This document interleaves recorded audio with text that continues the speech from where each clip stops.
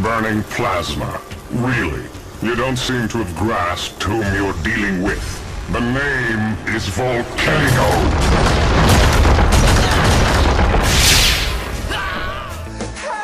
I made a new volcano roar. How could no one believe me? Your father watched from the front porch. I put my hand to the sky.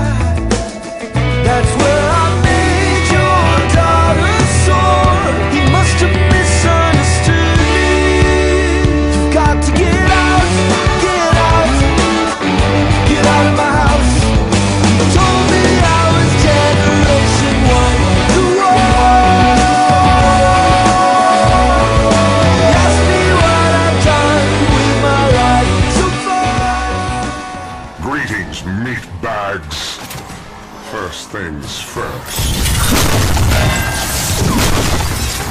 Didn't want any Leaguers arriving via Zeta 2, now did we? Hello, Father. Son, you're hurting me.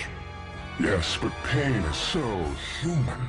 And per your programming, I've transcended any concern for humans. No head! Where's Amazo's head? No sé. The Justice League sent the head to another location as insurance. Then I'll take your head as compensation.